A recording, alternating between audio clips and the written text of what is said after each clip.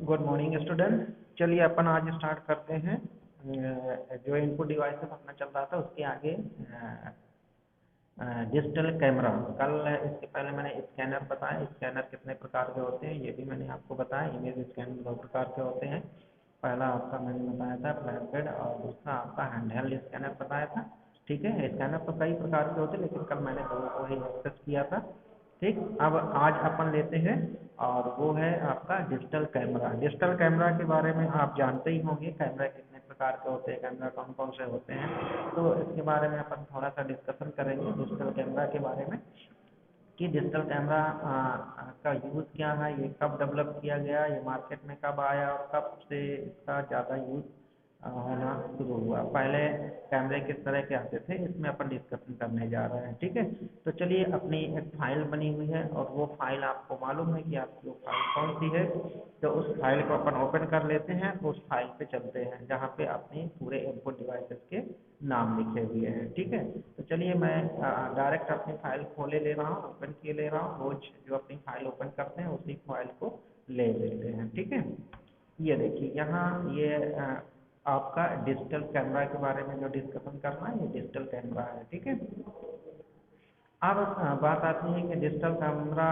के थोड़े से हिस्ट्री की अगर हम बात करें तो सबसे पहला डिजिटल कैमरा को स्टीफन सेशन नाम के व्यक्ति ने 1975 में इन्वेंट किया। ठीक है, 1975 में इन्वेंट किया, लेकिन 1990 के दशक में इसको बाजार में मार्केट में उतारा गया और ये वहाँ से काम करना शुरू किया। यानी 1975 में इसको डेवलप किया गया, उन्होंने इसको डेवलप किया लेकिन मार्केट में 1990 में आया। ठीक है, अब बात आती है कि आखिरकार डिजिटल कैमरा, और आप देखते रहे होंगे कि पहले ब्लैक एंड वाइट फोटो खींचा करती थी, शायद आपको याद हो, अभी भी खींचती है रील वाली फोटोज।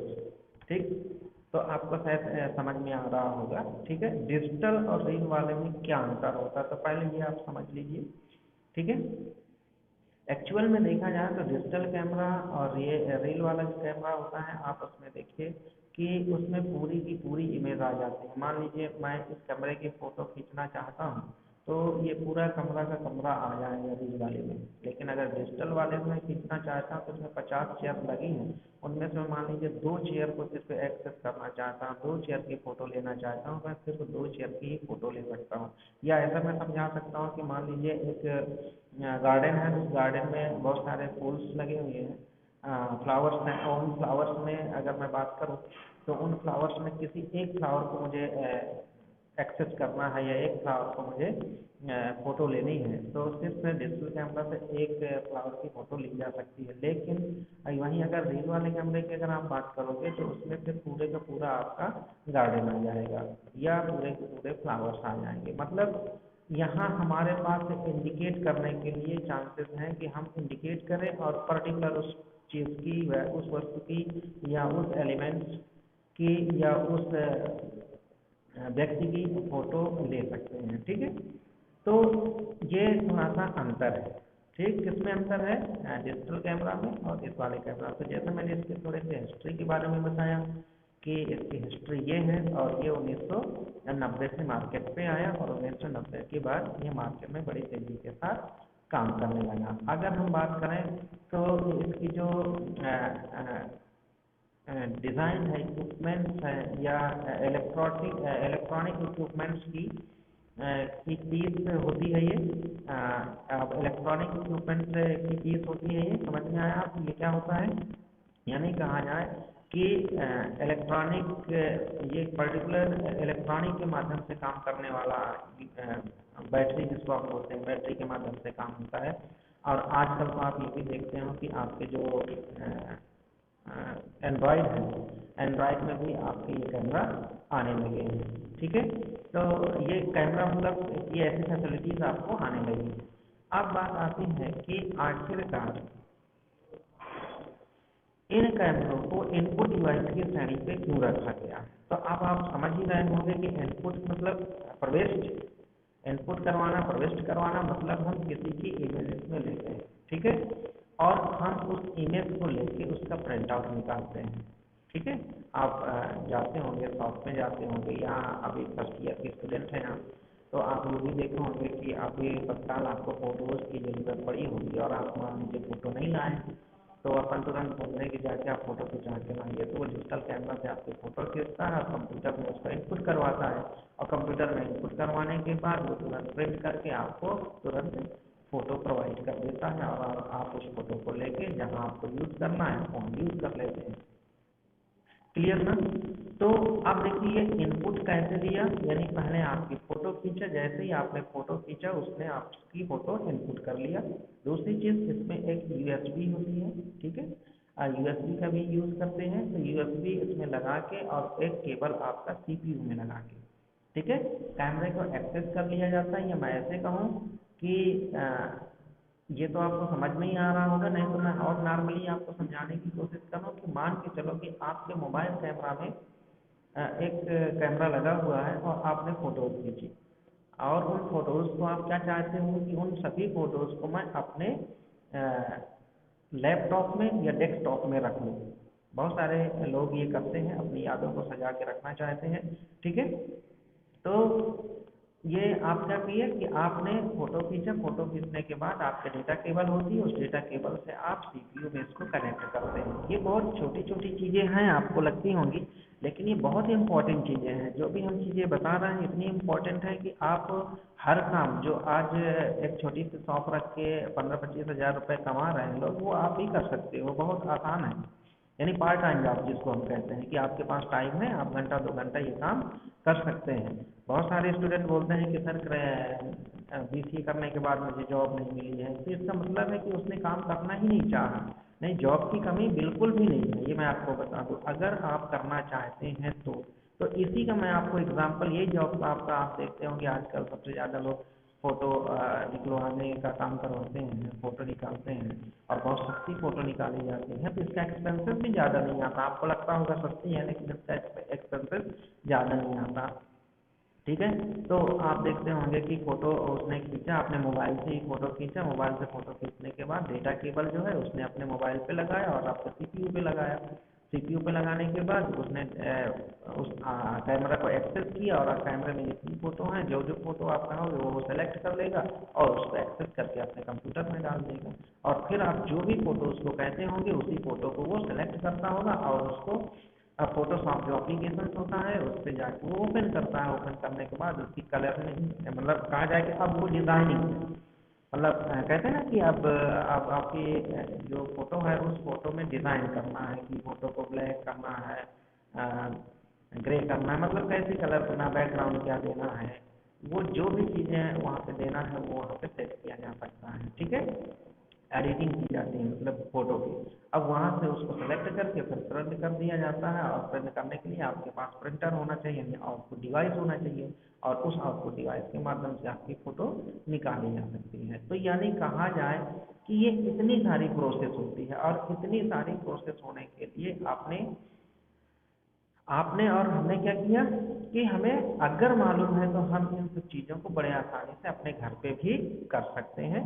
और बहुत इतने महंगे, अब पहले की अगर मैं बात करूं तो पहले कैमरे बहुत महंगे आते थे, आज कैमरे की बात करूं तो आज कैमरे बहुत सस्ते आ रहे हैं, इसमें कोई प्रॉब्लम नहीं है। आप बहुत अच्छी क्वालिटी के कैमरे परचेज करके और ये काम भी शुरू कर सकते हैं, लेकिन इसको पार्ट टाइम ही रखें। अगर आपका प्रोफेशन है कि हमें इस फील्ड में जाना है, तो देखिए प्रोफेशन अलग चीज़ होती है और पैसे कमाना अलग चीज़ होती है।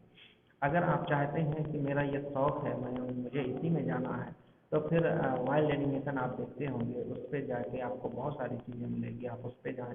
यानी फील्ड दुनिया में हज़ारों फील्ड हैं, आपका अपना कौन सा फील्ड है, आप किसको चूज़ किए हैं, आप उस फील्ड को अगर चूज़ किए हैं तो आप उसमें मेहनत करें, ठीक है। आपने कंप्यूटर चूज़ किया है तो आप कंप्यूटर में मेहनत करें कि आप क्या क्या कर सकते हैं, कैसे सॉफ्टवेयर डेवलप कर सकते हैं, कैसे ऐप्स बना सकते हैं, कैसे एप्लीकेशन डेवलप की जा सकती हैं। तो ये अभी आपके शायद थोड़ा समझ में ना आए, क्योंकि आप अभी आपकी बिगिनर क्लासेस हैं ये, जो सीखने की क्लासेस हैं ये, और उसके बाद जैसे आप आगे आएंगे तो आपको बहुत सारी चीज़ें सीखने को मिलेंगी कि कैसे हम एप्लीकेशंस डेवलप कर सकते हैं, कैसे हम अपने एप्स डेवलप कर सकते हैं, कैसे हम सॉफ्टवेयर डेवलप कर सकते हैं। ठीक है। कैसे हम किसी सिस्टम में किसी आईपी एड्रेस की सेटिंग कर सकते हैं, कैसे हम रिमोट कंट्रोल कर सकते हैं, यानी बहुत सारी चीज़ें हैं। यानी आप बैठे बैठे यहाँ से दूसरे लैब के दूसरी जगह के सिस्टम को भी रिमोट पे लेके आप काम कर सकते हैं। मतलब इतनी फैसिलिटीज़ हैं अगर आप काम करना चाहते हैं तो। अगर आप काम करना नहीं चाहते हैं तो आपके लिए कुछ भी नहीं है। ठीक है। तो मेरा जो स्टार्टिंग पॉइंट था वो ये था कि डिजिटल कैमरा एक इनपुट डिवाइस है और इस इनपुट डिवाइस के माध्यम से हम अपनी फ़ोटो या कुछ भी ऐसी चीज़ों को एक्सेस करके यानी इनपुट करा के फिर आउटपुट डिवाइस के माध्यम से इसको ले सकते हैं। अगर मैं बात करूँ तो 2010 के बाद जो डिजिटल कैमरा है ये आपके मोबाइल पे भी शुरू हो गया। यानी इसके पहले तो सिर्फ आपको अलग से परचेज करना पड़ता था, यानी कहा जाए 75 में बना, 90 में इसको मार्केट में इन्वेंट किया गया और फिर उसके बाद ये मार्केट में आने के बाद कुछ सालों तक तो ये बहुत महंगा था। लोगों के पास गिनती के लोगों के पास कैमरा हुआ करते थे अच्छी क्वालिटी के निकॉन, जैसे मैंने कंपनी का नाम लिया है इसलिए मैंने सामने फ्रंट पे रखा है कि निकॉन जो कंपनी है एक बहुत अच्छी कंपनी है कैमरे की दृष्टि से और बहुत बेहतरीन कैमरे डेवलप करती है। ठीक है। इसकी पिक्चर क्वालिटी जो होती है बहुत बेहतरीन होती है। अब बात आई देखो यहाँ पे एक शब्द मैंने लिया पिक्चर क्वालिटी। ठीक। अब यहीं से मैं बताना चाह रहा था कि कल मैंने जो एक क्वेश्चन आपसे किया था कि आप मुझे इमेज फाइल का एक्सटेंशन बताएंगे, उसमें से एक आध बच्चों ने भेजा है, बाकी के बच्चों ने नहीं भेजा। मैं आपको फिर से बोले दे रहा हूँ, यही आपके टेस्टिंग है। ठीक है। जो वीडियोस हम बना रहे हैं और मैं इंटरनल की जो प्रोसेस बताया था कि अभी आपको असाइनमेंट देंगे, आपके इंटरनल नंबर्स में मिलते हैं कॉलेज की तरफ से, तो यही सब चीज़ें हैं। अगर आप ये काम करके रिटर्न नहीं करते हैं तो ये आप मतलब किसी भी चीज़ को इग्नोर कर रहे हैं। ठीक है। और वो आपको इग्नोर नहीं करना है, ये आपकी टेस्टिंग है। जैसे मैंने उस दिन टेस्ट लिया था एक ऐसे ही मॉक टेस्ट आपका लिया था और उस मॉक टेस्ट में कुछ लोगों ने अपीयर हुए हैं, कुछ लोगों ने अपीयर नहीं हुए हैं। तो आपको वीडियोस देखना है और वो पूरी की पूरी चीज़ें करनी है। आप उनको ऐसा नहीं कि बस वीडियो सुनेंगे तो सुनेंगे, नहीं सुनेंगे तो नहीं सुनेंगे। ये हम जो पढ़ा रहे हैं इसी का हम आपका टेस्ट लेंगे और जैसे ही कॉलेज खुलेगा तो ये दोबारा चीज़ें नहीं होंगी, ये मैं आपको बताए दे रहा हूँ। आपसे हम ये जितनी भी चीज़ें पढ़ा रहे हैं वो हम आपसे पूछेंगे। ठीक है। इसीलिए बार बार मैं आपसे कह रहा हूँ कि अगर आपको समझ में नहीं आ रहा है तो आप हमें बताएं। आप वीडियोस देखें और देखते हैं, ऐसा नहीं देखते नहीं है, आप वीडियोस देखते हैं लेकिन उसका रिप्लाई नहीं करते हैं। आपको रिप्लाई भी करना है। ठीक है। अगर कुछ क्वेश्चन हम आपसे पूछते हैं और आपको रिप्लाई करना है। ऐसा नहीं कि सभी बच्चे नहीं करते, कुछ बच्चे करते हैं, कुछ स्टूडेंट्स नहीं करते हैं। तो आपको एक धारणा नहीं बनानी है कि चलो चलती है, तो अपने यहाँ जो चलती वाला जो सिस्टम है वो नहीं है। मैं आपको बता दूं, यहाँ आपकी परफॉर्मेंस बेस पे हर काम होगा और परफॉर्मेंस जैसे हम आपको डेली टू डेली हर वो चीज़ देने की कोशिश करते हैं, आपका टॉपिक टू टॉपिक उठाते हैं, कोई भी ऐसा शब्द छोड़ने की कोशिश नहीं होती और उस टॉपिक में बहुत डीपली जाके आपको समझाने की कोशिश करते हैं, वो इसी तरह से आपको भी समझना है। ये मैं बार बार आपसे रिक्वेस्ट कर रहा हूँ, लेकिन ये मैं बार बार रिक्वेस्ट नहीं करूँगा। क्यों? क्योंकि ये टेस्ट लेंगे, हम टेस्ट के अकॉर्डिंग काम होंगे, हम आपके असाइनमेंट लेंगे, हम आपके टेस्ट लेंगे, हर वो पूरे काम होंगे जो आप सोच रहे होंगे कि ऐसा कुछ भी नहीं हो पाएगा। तो मैं आपको बता दूं कि ये लॉकडाउन में हमने बहुत सारी चीज़ें ऐसी सीख ली हैं जो घर बैठे हम आपका हर वो चीज़ कर सकते हैं, जैसे पेपर लेना या उसमें पेपर की में कितने नंबर आप पाए, आपको घर बैठे हम रिजल्ट भेज देंगे, यानी हर वो फैसिलिटीज हम एक्सेस कर रहे हैं। ठीक है। तो सिर्फ यहाँ हम बैठने बस से काम नहीं चलेगा, हम और आपको काम भी करना है। तो मैं फिर से बता दे रहा हूँ, अगर मैं आपसे क्वेश्चंस करूँ तो उस क्वेश्चंस को आपको आप तो आपके पास सुविधाएं हैं, आप घर पे बैठे हुए भी आप 1 घंटे 1.5 घंटे भी दे देंगे तो बहुत सारी सुविधाएं हैं आपके पास जो आप बता सकते हैं। लेकिन रिप्लाई बहुत कम लोग करते हैं और जो भी रिप्लाई करें आप ग्रुप में करें, मेरे पर्सनल नंबर पे आप रिप्लाई ना करें, क्योंकि उसमें से बहुत सारे फिर लोगों के नंबर जुड़ जाते हैं। जब हमने ग्रुप बनाया है तो आप ग्रुप में ही उनको एक्सप्लेन करें और ग्रुप में ही भेजें अपना नाम। हाँ, आप लोगों अपना जो व्हाट्सएप ग्रुप बना है उसमें अपना अपना नाम डाल दीजिए आप सभी लोग, जिससे हमें ये पता चल रहा है कि इसकी परफॉर्मेंस आ रही है, तो उसको हम नोट डाउन करें। ठीक है, कि आपने इसका आंसर दिया था, आपने इतने लोगों ने इसका आंसर दिया था। तो आप किसी उस तरह के नाम से अपना व्हाट्सएप ग्रुप में नाम ना डालें, आप अपना नाम डालें, अपने नाम से उसको बनाएं ठीक है, जिससे हमें पता चलता रहे कि आप इसको एक्सेस करते हैं और बहुत बेहतरीन चीज़ें आपको मिल रही हैं, आपको घर बैठे चीज़ें मिल रही हैं। तो आप समझिए कि चीज़ें आपके पास मिली और उनको आप एक्सेस करो। तो मैं अभी एक छोटा सा पॉइंट उठाया था कि जैसे मैंने कल आपसे पूछा था कि इमेज फाइल का एक्सटेंशन क्या होता है, ठीक है। अब मैंने ये आपसे नहीं कहा था कि कौन कौन सी इमेज फाइल होती है, ठीक है, ये मैंने नहीं पूछा था, मैं सिर्फ इमेज फाइल का एक्सटेंशन पूछा था। तो देखिए कई इमेज फाइल होती हैं, जैसे एक ले लेता हूँ जेपीईजी, आपने नाम सुना होगा जेपीईजी, ठीक है। दूसरा आपने शायद नाम सुना होगा पीएनजी, और तीसरा, बस दो ही तीन का मैं ले लेता हूँ, तीसरा आपने सुना होगा जीआईएफ। एक्चुअली ये फाइलों का एक्सटेंशन है, ये इमेज फाइलों के एक्सटेंशन है, ये फाइलों सभी फाइलों की नहीं, इमेज फाइलों के एक्सटेंशन है। जैसे मैंने कहा कि पिक्चर की क्वालिटी, पहला शब्द आया यहाँ पे पिक्चर की क्वालिटी। अब पिक्चर की क्या क्वालिटी, आप देखते होंगे कि पिक्चर का फोटोज तो हम खींच लेते हैं, तो कभी कभी हमें सिर्फ भूत के आकार का दिखता है ना। आपको लगता होगा अरे बस ये बना हुआ है, लेकिन कुछ समझ में नहीं आ रहा। लेकिन कभी कभी आप देखते होंगे जो कैमरे की क्वालिटी होती है कि इतनी क्लीन फोटो होती है कि आपको लगता है बस इस फोटो को अपने सेव करके रख लेते हैं अपन, है ना। मेरा सिर्फ कहना ये है कि आप उस पिक्चर की क्वालिटी पे जा रहे हैं, और उस क्वालिटी, वो जो क्वालिटी डेवलप होती है वो कैसे डेवलप होती है। तो इसके पहले वाले जो लेक्चर मैंने लिया था, जिसमें मैंने स्कैनर का बात की थी, उस पर भी मैंने यही चीज़ बोला था कि एक्चुअली डॉट पिक्सल का ही पूरा खेल होता है, यानी डॉट जितने नज़दीक होंगे उतनी अच्छी पिक्चर क्वालिटी होगी, ये आप समझ लीजिए। और अगर डॉट दूर है तो पिक्चर की क्वालिटी अच्छी नहीं होगी। तो यहाँ पिक्चर की क्वालिटी किस पे डिपेंड करती है, डॉट्स पे। यानी तभी हमारी पिक्चर, अभी इसको मैं बड़ा सा कर दूँ, ड्रैग एंड ड्रॉप कर दूँ, तो ये इसकी क्वालिटी खत्म हो जाएगी, मतलब ये फैल जाएगी। क्लियर।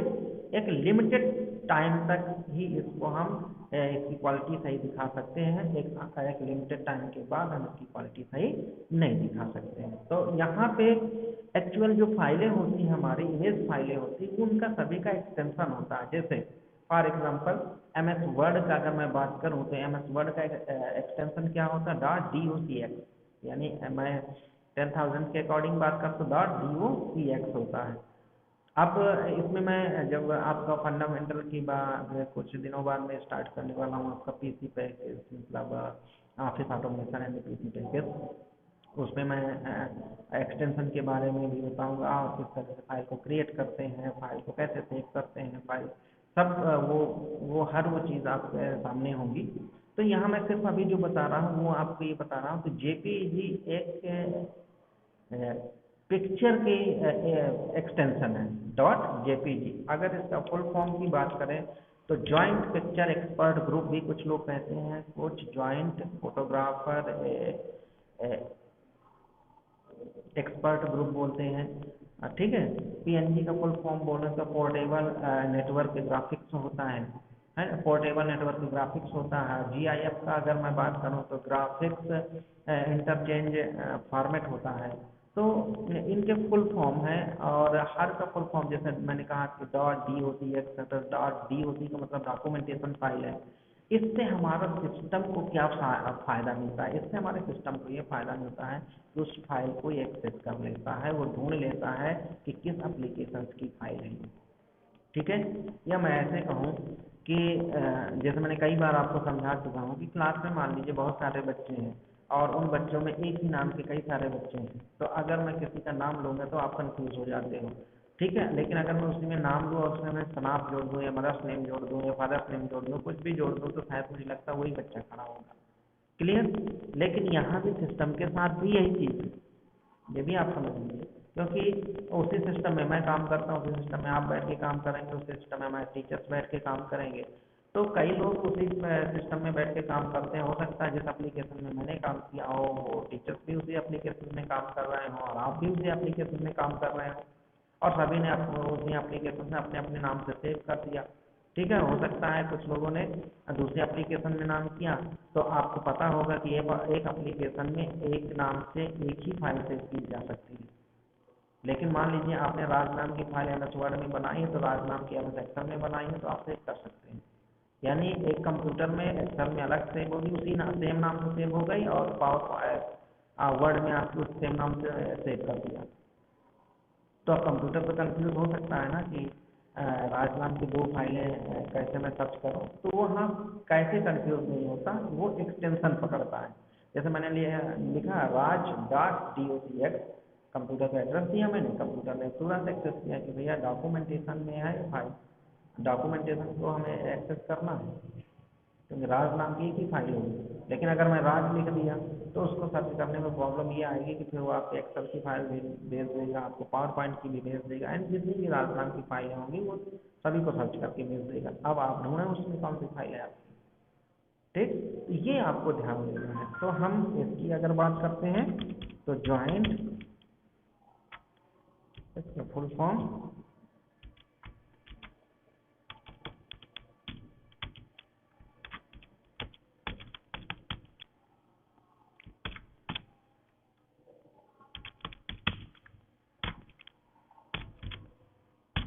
ठीक, ज्वाइंट पिक्चर एक्सपर्ट ग्रुप। फिर दूसरा है आपका PNG,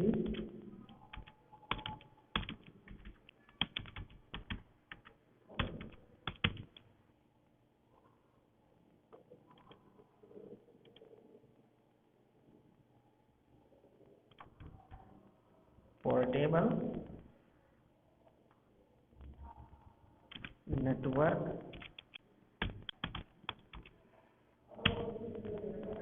ग्राफिक्स।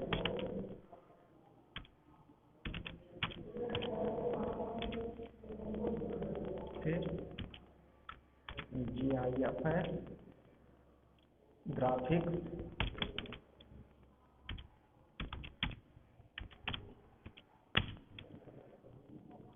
इंटरचेंज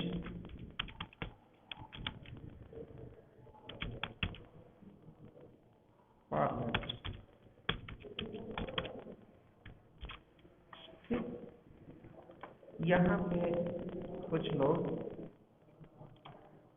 यहाँ पे कुछ लोग पिक्चर की जगह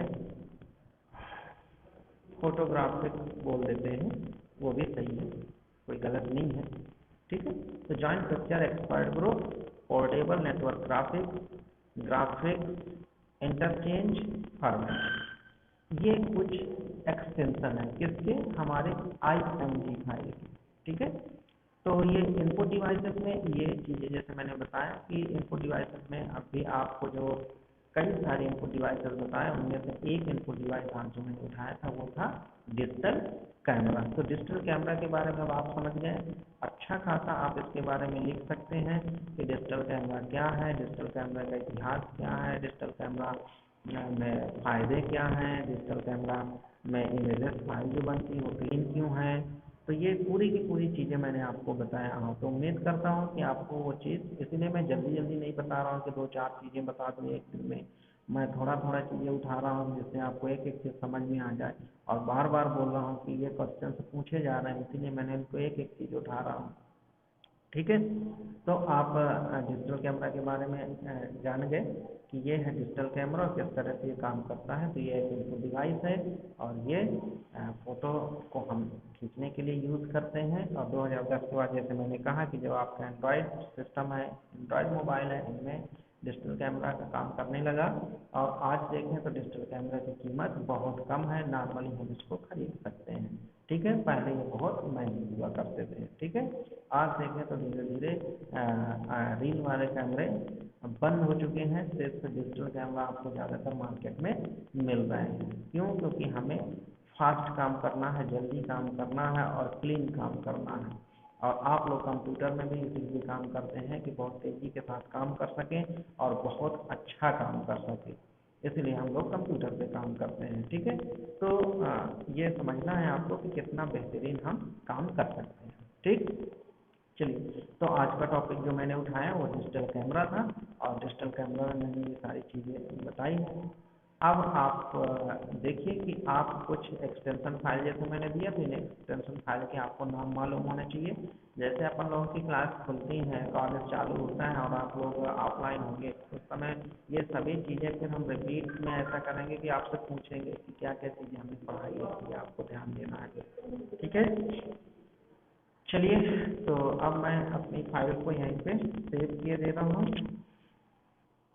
ठीक, और फाइल को बंद किए दे रहा हूँ।